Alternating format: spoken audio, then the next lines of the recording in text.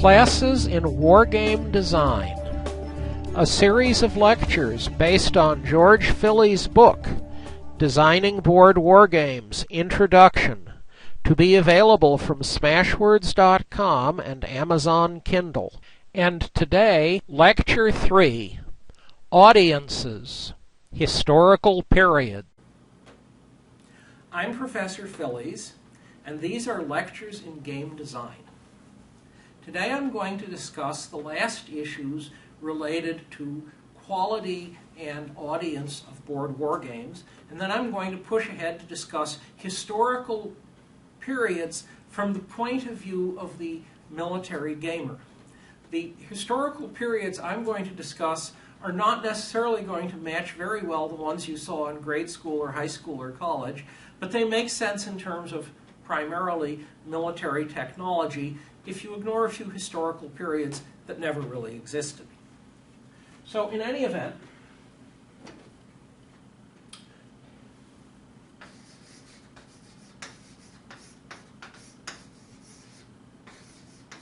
there are two fundamental core issues. And you'll find I'm simply following rather closely the book here.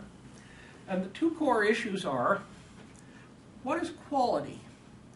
Quality is in the eyes of the beholder. To borrow from Kipling in the prehistoric age, there are 69 ways to write tribal lays, and every single one of them is right. And there are large numbers of ways to do very different games, and as we go through the term and semester, we're going to be discussing some of them, and they are all right to some audience. So let us consider what some of those audiences are, because some of those audiences have very different desires than some other audiences. And so at one end, we have people who are actually competitive players, usually of a specific game. And their interest will be, we have the game, we view it like chess, you can study tactics, you can study strategy, you can discuss approaches to play, and by studying the game you can become a better player with the objective of beating other players in competitive play, or even in friendly play, you can be the better player. And those people typically want a game where the rules are very well defined.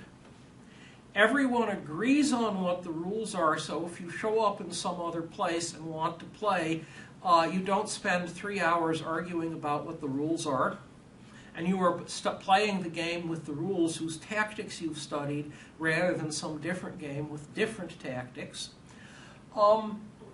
Typically, the games that have been successful in competitive play have had relatively simple rules. The other requirement other than the rules is the game has to be playable in a reasonable time so you can do competition. The game has to be reasonably well balanced. I mean, it may be an interesting game in other respects, but if one side wins 9 times out of 10, that's not very interesting in some ways.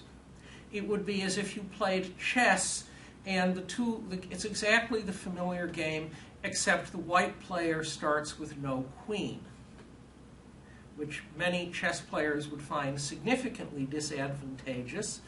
You wouldn't want to play a game like that. So that's one group of players. It's competitive. Adjoining that group are the somewhat social players who are also playing and also enjoy a good game, but are not really so much there to win as they are to see friends and play. And some of them will, God knows, watch television at the same time or other behaviors. Drink beer, drink soft drinks, send out for food, all of these things. And eventually you lapse over to the social players, the people who play games, but it's mostly a way to meet friends and see them this week as opposed to the game is the thing. So that's one group, and it's sort of the competitive and the social group. And then beyond the competitive and the social group, we have some other groups. And one group we have is the group I will call the game of the month. And the reason you can have the game of the month is there are actually a half dozen Board Wargaming magazines that show up every month or two with a game on them. In addition to Strategy and Tactics, which was founded in, 1969 or so, you also have such magazines as Alia, Spanish, Casus Belli, French, Wargamer, Modern War, those are American, Taktika I Strategia, Polish, and of course the Board Wargaming Journal, which is published in Communist China. Now, each of these show up on a regular basis. They each have a game in it. You play the game a few times. These are games that have not had as much time for development, and you have bunches of people who are accustomed to analyzing new games, and so with some frequency people decide it's not that interesting, it's not that balanced, we've played it, let's do something else because I don't like to play a lot of other times because this other guy keeps analyzing and analyzing games and eventually he always wins. The advantage of saying there are foreign magazines, though, is that you get historical studies of periods that you would not see from American magazines. For example, Taktika I Strategia looks at early World War II, notably the war between Poland and Germany. Now, in fact, there are no fewer than 4 games with the title Poland 1939. All 4 of those games cover, at a divisional level, the entire campaign. Taktika I Strategia does tactical games of individual battles of that war on a much smaller scale. Many of these are battles that most American wargamers don't know about. Board Wargaming Journal has a slightly different focus. It's also a national focus, unsurprisingly. It looks at the War of the Resistance. That's the very truly start of World War II, when Japan attacked China in 1931. There were vast numbers of individual battles, some quite large, and the literature is not in English and is not accessible. Well, it's accessible to these people, and you're getting games about battles like Tair Zhuang.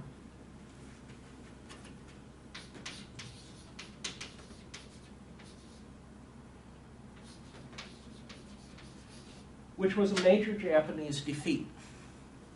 Okay, so there are the games of the monthers. Then there are the people who are really, these are the people who will get annoyed if we call these board war games. They will want to call them historical, maybe with or without the word historical, conflict simulations. These are the people like Giberson for whom the game design objective is historical accuracy. You would like a game where if you make the same decisions that the real commanders did, and you have about the same luck, well, you will get about the same results. Of course, if you play the game repeatedly and there's stochastic elements, sometimes things will do well. Sometimes the unreliable tank will break down when it's only halfway across the theater and the battlefield, and therefore you don't expect perfect reproducibility, but you expect something that looks like history. And for these people, the critique of some of these games is it's not historically accurate or it's not realistic. Of course, if you're up here, you don't recognize that as a logical criticism. Now, attached to this are, in various forms, a very large number of solitaire players. And these are people who, there's some number of board gamers in the United States, but if you're in a small town, you may very well be the only board gamer in the town. You can get around this to an extent by playing by mail. That's actually very clumsy. Or by playing electronically, where you send messages back and forth via the internet. That's the packages which you should have downloaded by now, the Sun Tzu and the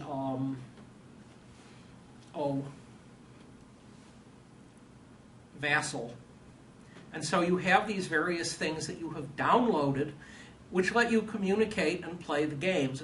And when we get into Stalingrad and 1914 and Panzerblitz, one of the instructions is you will at least play out a certain number of turns with each other and see how the games play, so you have some idea of what's going on. It's sort of like saying we are introducing mysterious computer games which none of you have ever played, and you will actually have to find the on switch on the computer and do the other things to make it work. Well, so there are the historical simulators, and at some point there are the people who buy the magazine, and it has the big historical article, because they had to do all the research to do the game, on the game, and so you set up the game and you play out the actual campaign, not necessarily rolling dice, but you actually use the unit counters and push them across the map so you can see what's going on. Of course, that requires that you have a good map. If you pick up random historical books, you will often find they have few or no maps at all, and there will be the statement, we occupied the city of Paris, or we have invaded Bohemia. And if your knowledge of Bohemia is from Shakespeare, you may wonder, okay, why did the Americans invade Bohemia overland rather than entering it on its seacoast? Bohemia does not have a seacoast except in Shakespeare. But it's use of the game as a tool. So there's solitaire players, and there's some people who do play the game against themselves because they don't have a choice. Then finally, I'll push over here, there are several sorts of serious gamers, and they are represented in part in the books by Sabin and Perla. And here we have two very different approaches. Sabin teaches in a Department of War Studies at King's College. The objective of Sabin's games, which are 2-hour labs, is to take people who know approximately nothing about warfare and show them something that resembles at least some features of war, so when there's a discussion of this factor or that factor, they've actually seen it in action on the tabletop. And this is sort of to teach students something about the topic without having to ship them off and hoist them into tanks or triremes or whatever. Perla talks about a completely different sort of wargaming as done primarily by military officers. Now, there's a tendency to think of wargaming by military officers as direct rehearsal for warfare, and in fact, in particular, the United States Army has some very large programs where whole units show up and conduct exercise against a unit on the other side, and this is to tune up command skills, see what's going on, see which people maybe should be given other jobs than command leadership. The other use of war games, though, the larger use, is to test doctrine. So, for example, here we have a new anti-submarine weapon. And there are various ways you might imagine using it against real submarine commanders. So you get a bunch of officers who know what, if it's World War II, it's German or Japanese submarine commanders do. You test the doctrine, and you see whether the doctrine works. The most famous example of this was a naval officer by the name of Thatch, who was confronted with the problem that the Japanese Zero was a significantly better aircraft than any of his fighters. And he came up with an idea, the Thatch Weave, which was a combat maneuver which would neutralize the Japanese advantages and cause the Zeros to be shot down. Thatch's game components were his wife's salt and pepper shakers. And it was a very small simulation. It was like four aircraft on our side, since we would go up in 4 aircraft formation, and 3 aircraft on the other side, because the Japanese, instead of using pair, lead and tail, and 2 of them, would use trios, lead and 2 tails, and he found his tactic worked. So that is actually, and most of the, I say doctrine, that's actually the larger part. you do sometimes test real things you are going to do. The Japanese did a test of the attack that led to the Battle of Midway, and concluded that it would be a very low likelihood event that they would get into trouble because we would find them first. Unfortunately for them, fortunately for us, the low likelihood event happened, and they lost 4 aircraft carriers and naval superiority at that point. Now, Sabin, I said, talks about students. Sabin also talks about an alternative application of serious games. And Sabin's alternative application of serious games is for historians. And the notion is, we say we have Army A, we have Army B, they have these various constraints, and you would like to say what they could have done or might have done or could not have done. And one way to study this is to game it out. I will take an example, and the place where this sort of approach can go wrong. There is the famous American battle, the Battle of Gettysburg, 1863. Lee invades Pennsylvania and goes up against General Meade, 2 armies of the same size. Under normal conditions, period armies had great difficulty doing more than attriting each other, causing large casualties but not wrecking each other. And you might then ask, well, what would have happened if, for example, the Confederates had been more aggressive on the first day and had seized the little round top and the big round top? I will draw a map. There's big, this is Cemetery Ridge. There's some other hills here, and there are some mountains whose position I am not indicating accurately. And whoever held the hills, if the Confederates had held the hills, it would have been impractical for the Union to set up their defensive line here. This was a meeting engagement. The 2 sides were marching in at each other, and whoever is a little more aggressive sometimes manages to get good positions before the other guy gets there. It was a close-run thing indeed that the Confederates who were trying to grab this ran into a Maine regiment and were stopped. Well, the way you go around is if you try to fight the battle and the Confederates start here and the Union sets up there, the Union does very badly indeed because they're badly outflanked. However, and there are some games that will show you this, the Union is under no obligation to fight over Gettysburg. It's a road intersection of almost no military value. And the Union plan had been for a meeting engagement not at Gettysburg, but at Pipe Mills, which was more favorable on the defense, where they had already laid out artillery lines of fire and everything, and where they would have been in a much better position to meet the Confederate Army. The net result is you can use a game for historical studies, but you have to realize that if you're not careful, the game constrains your thinking in incorrect ways.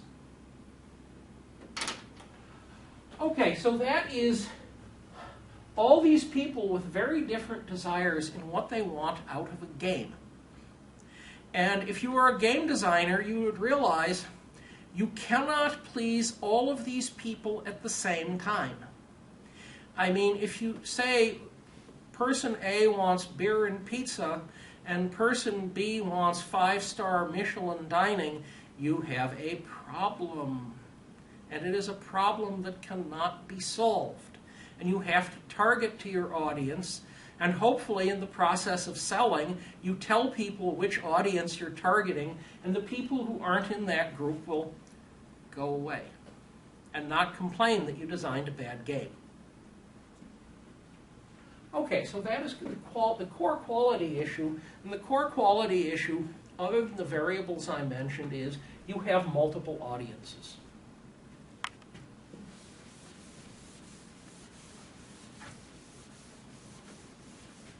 And now we will advance to the next chapter of the book. And the next chapter of the book discusses historical periods. Now I should emphasize I am discussing historical periods largely from the standpoint of Western military history. There is some recent interest in Japanese military history because there's a large Japanese board wargaming industry that comes and goes in odd ways. However, the core issue, why is it Western, is that that's where there are historical sources. If you instead want, for example, what was the most important war the Romans got into? It was probably their series of wars with Persia, because these were the ones that wrecked the Roman social structure across the whole empire and opened things up for the Goths and other barbarians. But if you want to study that, you have the problem, half the sources are in Persian, which is inaccessible, to the extent the Persians had decent history. The Persian military history is greatly affected by Persian internal wars, on which historical data in English is even more limited. So we're going to talk about Western military history. And we, I suppose, start off with a period I will call ancient. And ancient goes back as far as you want and runs out of steam someplace in the range 500 to 800 AD. And at some point beyond that, we get into something recognizable as medieval. And the medieval chugs ahead until some point around, 1500, certainly not as late as 1600, you start seeing significant use of gunpowder weapons. However, the first gunpowder weapons weren't very good, and we have a period which we will describe as pike. That's a long rod with a pointy thing at the end, and shot, meaning there were muskets, but they weren't very effective. And we eventually get up to someplace around 1600. Or maybe even 1700, I should say. And as we close on 1700, technology improves. And there is a device known as the bayonet, and there are better muskets, and there are other interesting military innovations. And we eventually get up from, 1700 to about 1775, give or take. These are very loose numbers. And if you looked at wars fought in different places in Europe, the technology was different. And I will describe this as the Frederick, after Frederick the Great. The periods I'm using are roughly the periods that have been adopted as good characterizations for what historical period is this board war game about. So we're about up to here, and then we have the period that is called Napoleonic. Now, Napoleon was knocked off in 1814, effectively after the Battle of Waterloo, but Napoleonic tactics continued, particularly in Latin America, muskets, lines, up through approaching 1850. So the Napoleonic period fades into the period which I will characterize as Victorian. And that line, I'll artificially say, is around 1820. That's sort of artificial, and it chugs ahead towards around 1905. I'll come back and I'll discuss the military technologies that characterize each of these periods, but I'm giving the periods first. And someplace around 1905, we run out of steam on that. We start to move into various Balkan wars, and we eventually get to World War I. And World War I had various aftermaths, like the Russian Civil War, and we march forwards, and someplace there is a line between World War I and World War II. And the line is roughly the start of the War of the Resistance, the Japanese invasion of China in 1831. It's certainly before you get to the Italian invasion of Ethiopia or the Spanish Civil War. It is probably after you get to the Chaco War. So we have World War II. And World War II starts in about 1931 The last bit of World War II was the civil war between the Chinese communists and the Kuomintang, and that would take you to about 1949, sort of. And this is about 1931. And lapsing into here is what we used to call the Cold War, which was not always cold, and it was the United States facing off the Soviet Union, and that clearly doesn't go more recently than 1991 when the Soviet Union went away. And so to someplace around 1990, that runs out of steam. And now we have the contemporary period. The contemporary period will eventually have some real name, like American imperial or Chinese expansion or God knows what, and we will know what it is called when we have moved out of it, because we'll be in something else. So that's sort of a list of all of the historical events you could manage. And it takes us from minus infinity up to the present. But we're not done yet, because there's several other choices. One other choice is what might be called near future. And near future is an event that has not yet happened, but might. So, for example, in most of this period, from Charles Roberts getting off the ground to around here someplace, there were various games like World War III or Drop Shot. Drop Shot was the American war plan in 1949 for war with Russia. There were various games on wars that did not occur but might occur in the near future. And so you had titles like Operation Gigantus, Confrontation. You had bunches of these games on near future.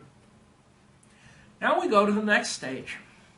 And the next stage is games about the further future. The usual title is science fiction. The limitation on science fiction, so to speak, is that, or you should be aware of as a limit, is that some people who talk about games as historical simulations view science fiction and fantasy games as being totally and completely unrelated to historical games. We may have a battle, and it may have battleships shooting at each other, or it may have star dreadnoughts shooting at each other, or it may have magicians riding dragons shooting at each other, all using identical rules and tables with only the words changed. But from the perspective of some people, the science fiction games have nothing to do with these. This is a very narrowing perspective that sort of limits your understanding of what you can do with design. Oh, science fiction. And I mentioned dragons, so we would put in fantasy. Now, the difference between science fiction and fantasy is that fantasy games have people in shining armor and large flying lizards, things that are scientifically possible, while science fiction games have things like faster than light travel, scientifically impossible, but we name them slightly differently than you would think. Okay, we aren't quite done yet because we have these. And then there are alternative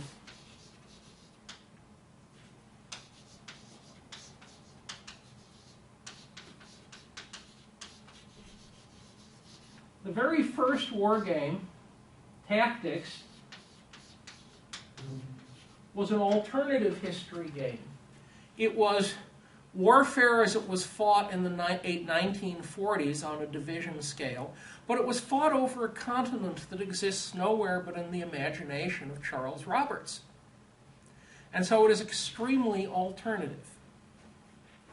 A different alternative history is, it's our world, but history changed at some point in the past, and therefore we are in a different future. There is an old SPI game, Dixie.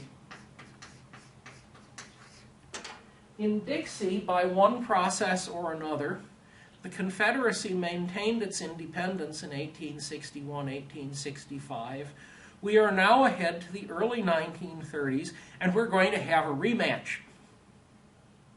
And so it is World War II on a huge scale, because this is the continental U.S., not a tiny area like Europe. And it is early 30s technology, so motions aren't too fast. It's a really big area to fight over. That's also alternative history.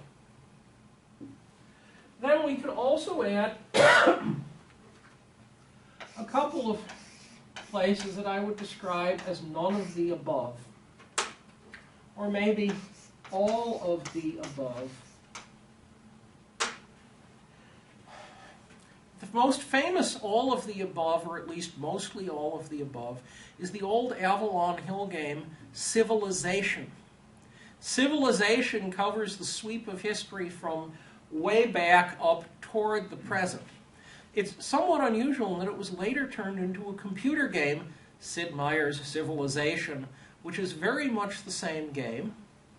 And the computer game was later turned into a board war game, which is not the same quite as the original Civilization. So you have games that cover large sweeps of history. Games that involve time travel. So we are the time police, keeping people from corrupting the past. And the game board has areas covering ancient Rome, medieval England, the current United States, China in the 25th century. You notice these aren't quite in the same historical period. And we are wandering through all of them competitively and doing warfare. That's time travel. We could also recognize very abstracted games. Chess is, or Go is even a better example. Go is almost completely abstracted. Yes, it might have resembled warfare at one time, but all of the warfare details have been purified out. Ditto, Avalon Hill New Chess, which did not do that well historically. Or if you wanted a live-action game, in principle something like women's lacrosse is warfare with most of the details abstracted out. Any athletic competition in some sense is like that. Okay, I have now done all of the periods, and I am now going to say something about the technology that moves you from A to B to C. If we start out back here, the original warfare, you hold up the peasants, they showed up with agricultural implements like scythes, and had at each other, or clubs, and had at each other. And they would have at each other until they thought they were losing, at which point they could start running very, very quickly. And you eventually roll forward, and you get bronze implements, and someplace around 1500 BC, the Hittites had iron implements, which are greatly superior iron weapons. For vehicles, well, there were chariots, there were wagons. Wagons are sometimes underestimated. You should look up at some point, if you're interested in wagons, the Hussites, that's what is now the Czech Republic, but we go back 500 years. Ships, you had ships that you could row. You had ships with sails.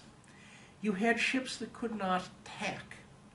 They could not sail upwind because they didn't have jibs. They had very saggy mainsails. They did not have keels. And this meant that when Julius Caesar had the bright idea of invading England, the wind was unfavorable, and it wasn't that unfavorable, but it was unfavorable enough because he could not sail his ships upwind, and you certainly could not row a large troop-carrying vessel upwind across the English Channel. So that's sort of the ancient period. At the late end of the ancient period, you have the introduction of the stirrup.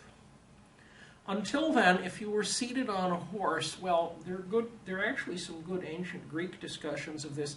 A man on a horse is not really able to compete with a man on the ground in fighting because he is desperately trying to keep from being thrown off the horse because he'll fall off one side or the other relative to the blanket under him.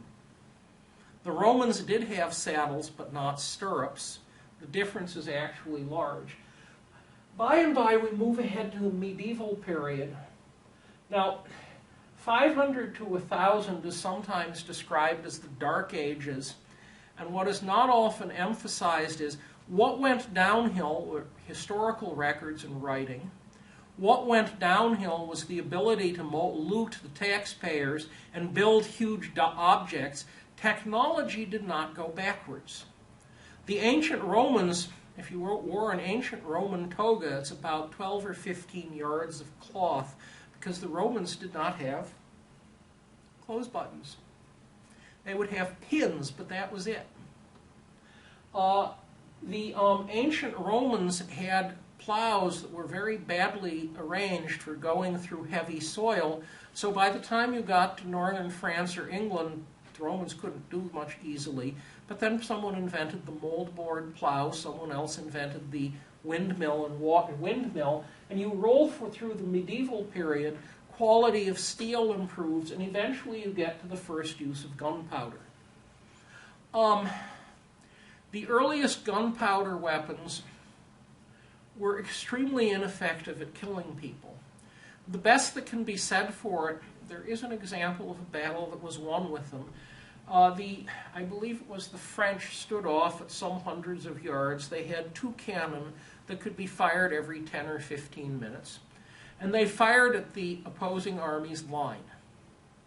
And the opposing army was behind stakes, and they had archers, and they had all sorts of other good stuff. The French had no interest in attacking, but they kept shooting at their opponents. And every so often a cannonball would sail over, and since it would be at ground level and bouncing, wherever it went it would kill a couple of people, and at some point the other side found the fire excessively galling and charged. At this point they were no longer behind their stakes, and they were smashed to pieces by the French knights. So, earliest gunpowder weapons. So what do you do with gunpowder weapons? Well, by and by, on continental Europe, you had pikemen. And a pike is a long pole with a sharp thing at the end. Gary Gygax, guy who co-invented D&D, was very fond of them. And the sharp things had all sorts of weird shapes, all different. And you formed a line of these, and 2 groups of men carrying these sharp things and maybe wearing armor marched at each other. Whoever had the longer pole tended to win. However, this was good to stop horse cavalry. The medieval period, horse cavalry was usually dominant unless it was badly mishandled and the other side was very good. The English will talk about Crécy and Agincourt, where the French knights attacked and were slaughtered by English archers. There are a couple of key issues here. The English had chosen their terrain extremely carefully. The French felt they had to attack across a very muddy field where their horses would bog down. The French managed, on at least one of these, to close on the English line, and the only reason they did not beat the English was the English had taken all of their men-at-arms, the horsemen, knights, off their horses, and they were standing directly in front of the archers to protect the archers, and the fighting was still quite nasty. There were also cases where the terrain wasn't quite as good and the French won. The English don't talk about those as much for some reason. So this was sort of infantry superior, cavalry superior, and at some point in here, pikes are superior because horses are very smart. If they see a line of sharp things waving in their faces, they will refuse to close.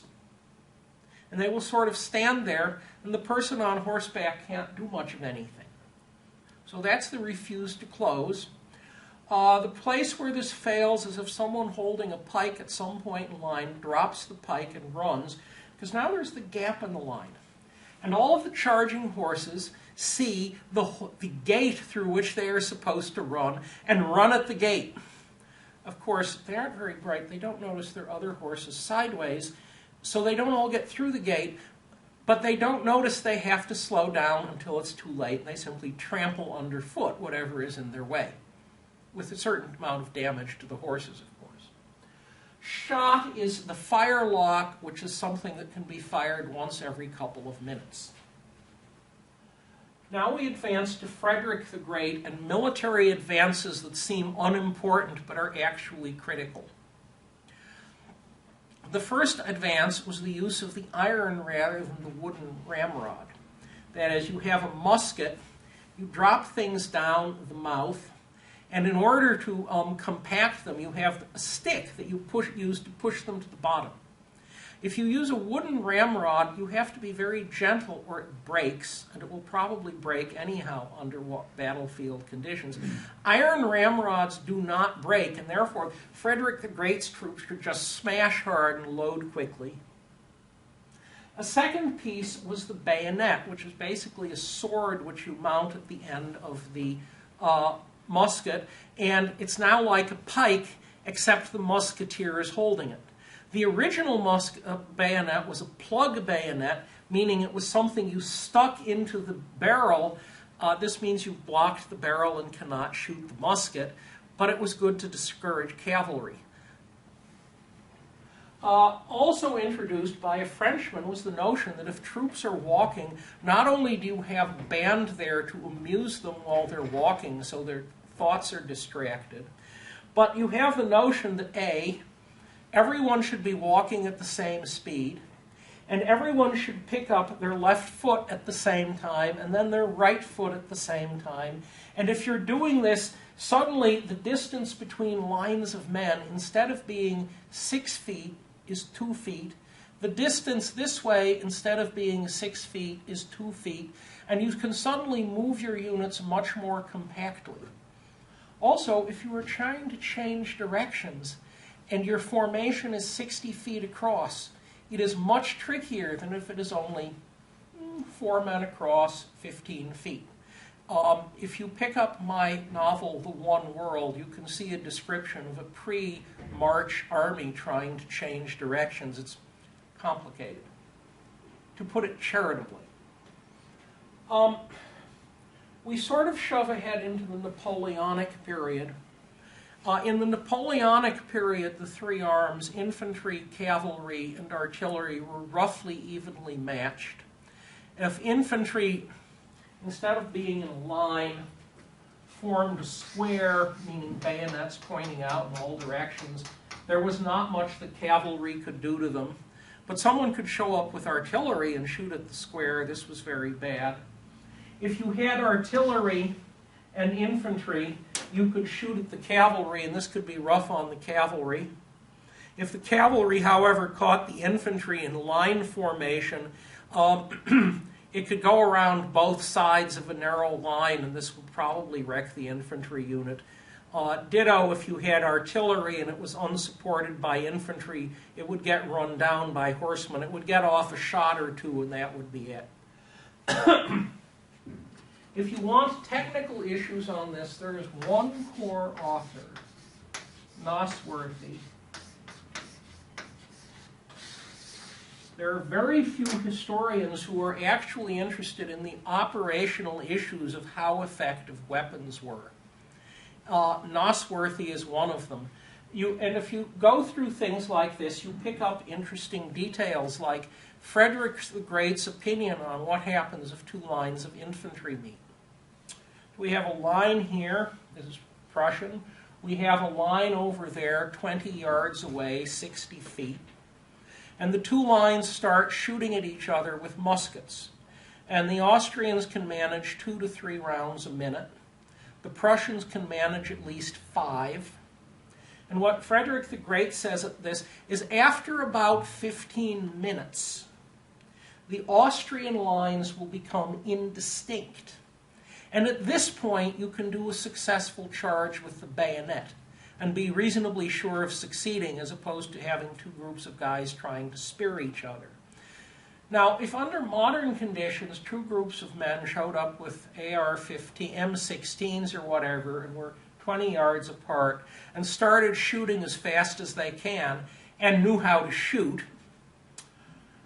after more like 15 seconds, you'd have 100% casualties. Note I said, know how to shoot.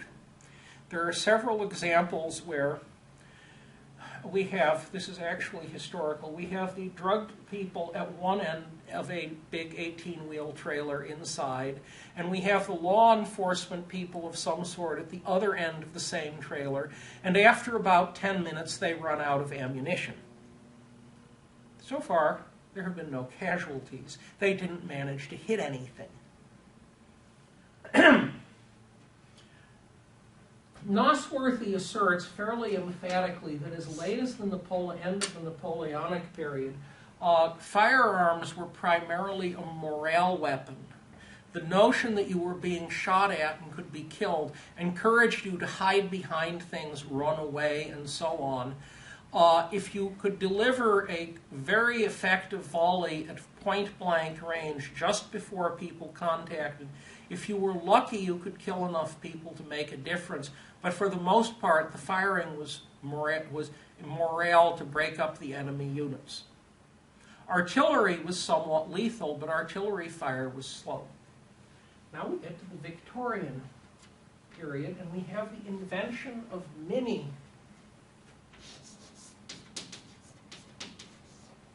And what he did was take a conventional musket ball and give it a pointy end and give it a hollow back. And the hollow back, these little rims had several slices down it. And the mini ball you could just drop into a rifle and pound it once with the ramrod, and the flanges would spread out. And when you fired this thing down a rifle, the flanges would expand into the rifling grooves, and you would have a functioning rifle that was sealed, and you had a weapon that was accurate out to 400 yards, as opposed to a musket, which could not hit much of anything at 100 yards. Some American historians will talk about rifles in terms of, gee, the colonials had rifles. Why didn't they just take their rifles and hide in the trees and snipe at the British? Now, the answer is that if you had a small group of British, like the march back from Concord, and a large number of colonials, and the British were both very tired and somewhat short on ammunition, this would work. However, there are a couple of constraints that get left out. The first is that the rate of fire of a period musket, where you had the lead ball and you had to hammer it hard down the length of the musket to get it to the bottom, because it actually had to fit in, be wedged into the grooves in order to work as a rifle, you get a round off every couple of minutes. The second issue is that if you're armed with a black powder weapon, you cannot hide in the trees. You can be in the trees, but as soon as you shoot, there will be this big black puff of smoke or smoke ring showing exactly where you are.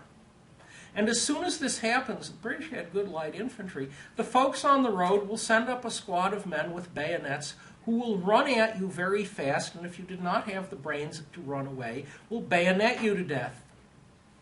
And so the riflemen, as George Washington discovered the hard way at the Battle of Long Island, can be very damaging as support, but could not hold positions. Their rate of fire was too low. This changed in the Victorian period, but it took a while to figure out.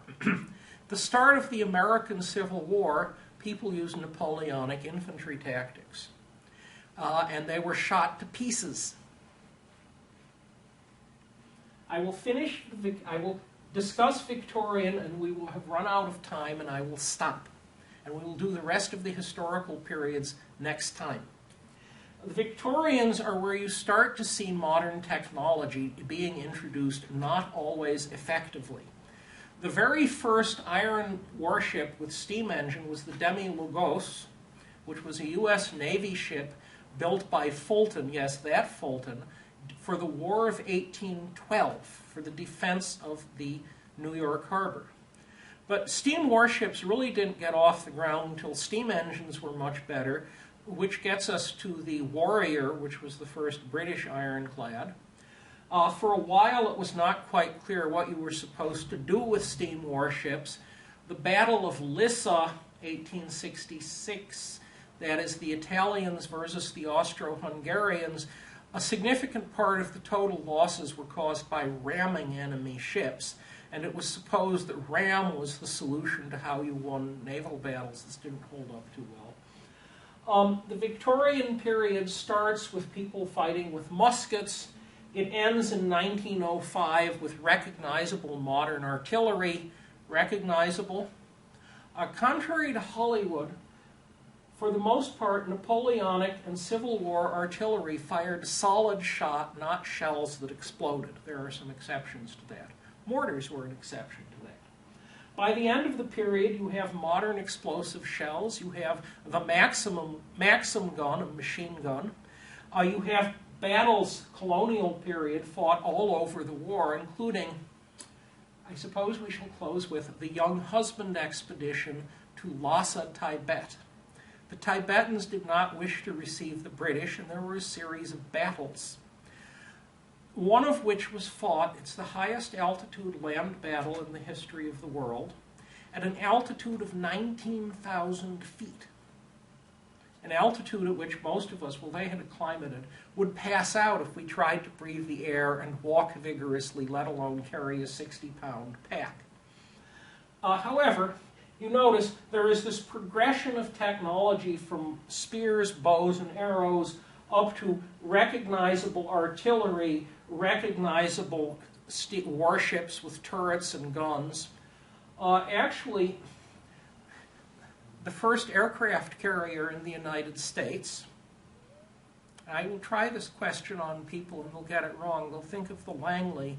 No, the first aircraft carrier was the George Washington Custis.